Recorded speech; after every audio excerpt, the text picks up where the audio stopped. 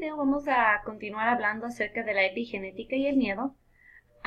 Entonces, lo que han encontrado es que incluso tú puedes heredar de tus papás miedos que ellos han adquirido en su vida. Entonces, bueno, al menos esa es la hipótesis y realmente no se ha hecho experimentos en humanos, que es algo que hay que recalcar. Más bien se han hecho solo en ratones. Entonces, a estos ratones machos se les expone a acetofenonona, que es un producto químico que da un olor de almendras dulces. Y mientras se les exponía a este producto químico, se les daba un shock leve en los pies. Y lo que encontraban es que si les exponían a este olor y a este shock eléctrico 5 veces al día, al cabo de 3 días, estos ratones empezaron a volverse temerosos de este olor, porque claro, lo asocian al shock eléctrico. Y lo que encuentran es que cuando les hacen cruzar a estos ratones con hembras y tienen bebés, estos bebés también tienen miedo a este olor y son mucho más sensibles a este olor que a otros olores y tienen una respuesta de sobresalto como de miedo cada vez que huelen este olor. También encuentran que, por ejemplo, las áreas del cerebro de estos ratones, como el bulbo olfactorio, son más grandes en estos ratones y en los nietos. Entonces se ve que se puede heredar este miedo en 3 generaciones y se especula que capaz puede pasar lo mismo en humanos. Sobrealimentar a las crías de los ratones también hace que desarrollen el síndrome metabólico como resistencia a la insulina, la obesidad, intolerancia a la glucosa. Y lo interesante es que algunos de estos ratones pasaron estos rasgos a sus hijos, donde también tenían el síndrome metabólico incluso sin comer en exceso. Entonces, aunque los padres comían en exceso y tenían todo este problema de obesidad y síndrome metabólico, los hijos sin haber comido en exceso ya empezaban a mostrar lo mismo, nuevamente mostrando que de alguna forma se puede heredar cosas que se hacen en vida. Y nuevamente estos no son genes, porque no es que estos ratones machos son genéticamente predispuestos al síndrome metabólico, sino más bien se les forzó a comer, se les engordó un montón y esto es algo que después heredaron sus crías. Todo el mundo ha escuchado la importancia del ácido fólico durante el embarazo y bueno, se sabe que la deficiencia de folato, incluso en los padres, y esto no es en la mamá, sino en los papás, en los roedores es debilitante para los embriones. Ustedes verán que a las mamás, mientras están embarazadas, se les enfatiza un montón el ácido fólico, pero nuevos estudios muestran que el folato es igual de importante para los machos, para los hombres, y que en realidad la ausencia de folato cuando el esperma se está formando puede causar alteraciones en la expresión genética. ¿Y por qué es esto? Es porque el folato regula la metilación, que si ustedes recuerdan es un factor importante en la epigenética. Y a veces estos cambios no son evidentes en el momento en que nace, como los bebés, como es el cáncer, la diabetes, el autismo y la esquizofrenia, no son cosas que uno ve en el bebé como una deformidad o algo así. Más bien el pediatra te va a decir que el bebé ha nacido completamente sano, pero más tarde podría ser que esta deficiencia de folato en los padres cause problemas. Entonces, hay 57 lugares en todo el genoma humano que se metilan a través del folato y 18 de esos genes están involucrados en el cáncer, 6 en diversos tipos de diabetes y algunos han sido implicados en el autismo y la esquizofrenia. Entonces, sí es interesante pensar en que el folato es igual de importante en las mamás como en los papás. El Avon Longitudinal Study es un estudio que se hizo en Europa. Se agarró a 14,000 nuevas mamás y sus hijos y se les siguió por un tiempo. Lo que encontraron es que los hombres que empezaron a fumar antes de los 11 años tenían hijos que eran más propensos a tener problemas de obesidad cuando eran adolescentes. Y lo interesante de esto es que te muestra que a los 11 años más o menos cuando los espermatozoides más se están formando en los hombres, porque es justamente la época de pubertad y parece ser que el fumar en esta época del desarrollo hace que los hijos de estos fumadores tengan más predisposición a volverse obesos. Y los nietos de las abuelas que fumaban, incluso si sus mamás no lo hacían, también tenían más predisposición a la obesidad.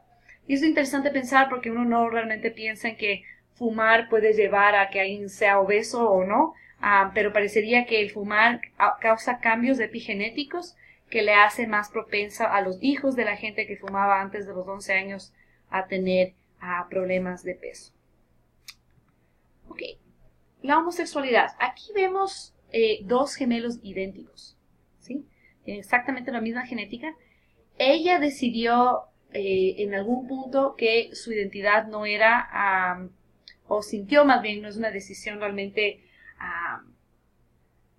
de forma consciente, pero ella se sintió que se identificaba más como hombre y ahora es una mujer transgénero, aunque su hermano se identifica como hombre. ¿Cómo puede pasar esto? Ok, entonces, se sabe que los andrógenos, la exposición a andrógenos durante la fase prenatal puede cambiar la orientación sexual de los fetos. Y nuevamente esto no es una cosa genética, sino epigenética, donde la exposición de andrógenos antes de nacer puede cambiar la sexualización del cerebro. Entonces, en mujeres, mientras menor proporción hay entre este dedo y más exposición a andrógenos. Entonces, si ustedes agarran la medida de su dedo índice y lo dividen para la longitud de este dedo de acá, midiendo con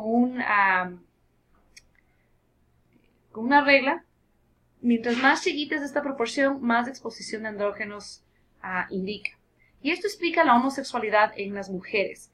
En realidad, los hombres no explican mucho la homosexualidad. En los hombres, una cosa que sí han encontrado, pero es que las mamás de hombres que tienen resistencia a la testosterona tienden a tener hijos varones que son homosexuales.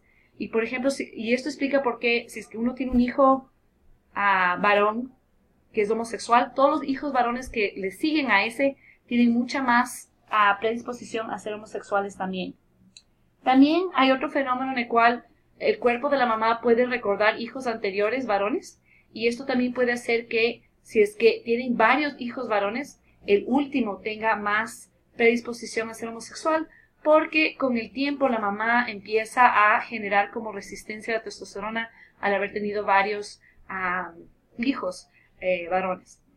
Este estudio, que se llama Finger Length Ratios in Sexual Orientation, suena como una locura, pero fue publicada en unas revistas más prestigiosas de ciencia que existen. Entonces, sus metodologías son muy buenas y sí son interesantes. Y esto de los dedos es algo que básicamente los andrógenos pueden modular la longitud de estos dedos y dar una medida cruda, digamos, de cuántos andrógenos estuviste expuesto.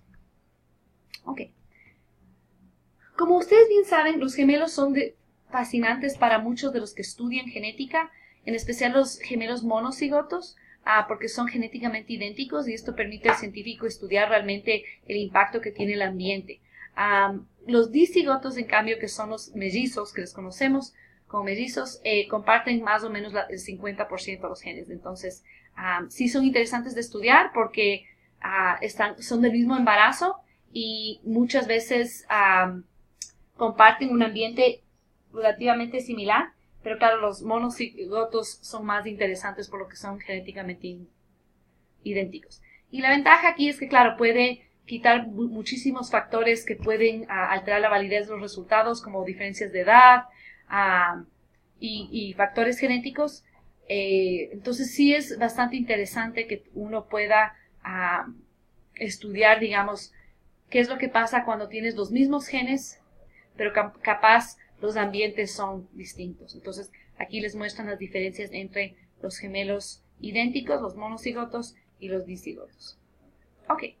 Métodos diferentes que se estudian en cuanto a la genética. Entonces, hay estudios de cruce, donde los científicos lo que hacen es cruzar a dos animales, plantas, etcétera, y ver cómo los genes interactúan. Esto hacemos nosotros bastante con los perros. Ustedes, si tienen una perrita y quieren cruzarle con un perrito del amigo que les parece lindo, eso es un estudio de cruce. Van a ver cómo, es un experimento para ver cómo se mezclan esas dos genéticas.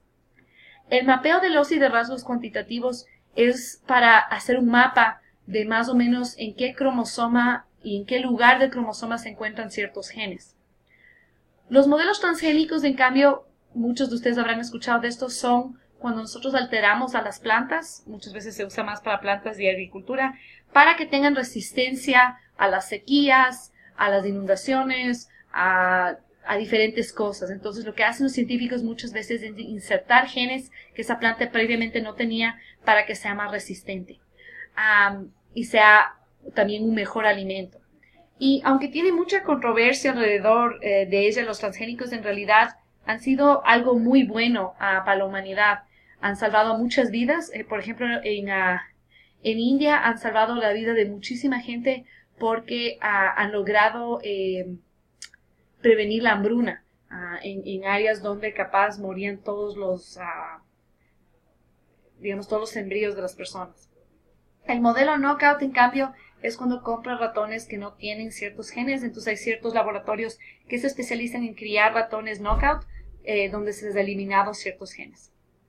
La mutagénesis aleatoria, en cambio, es cuando tú agarras un ratón y le sometes a luz ultravioleta o le expones a radiación y ves qué genes se dañan, y después de ver qué genes se dañan, estudias cómo esto alteró el comportamiento del ratón.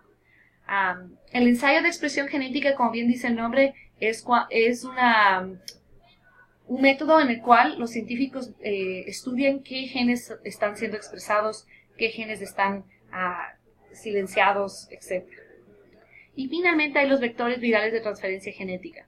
Como dice su nombre, los científicos lo que usan es un virus como un vector para transferir genes. Los viruses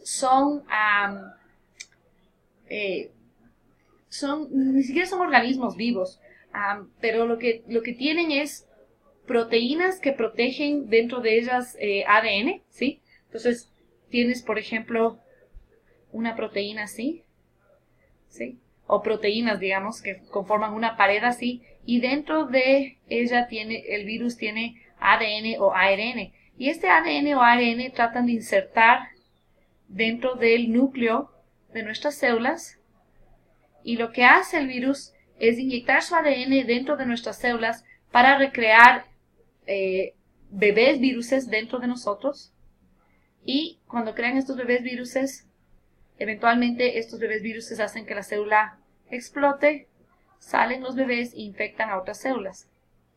Y la cosa es que como son tan hábiles los viruses para inyectar su ADN dentro de células, los científicos utilizan estos viruses para meter genes que ellos quieren insertar dentro de las células. Entonces quitan el ADN original del virus o lo alteran e insertan genes que son de interés para ellos para que se inserten dentro de las células de los humanos. Entonces estos son los factores virales que se utilizan para transferencia genética. ¿Okay? Esto es todo por este módulo. Por favor, revisen todos los videos de explicación y también los videos que subí que debería explicarles más a fondo en 3 dimensiones algunos de los procesos de genética.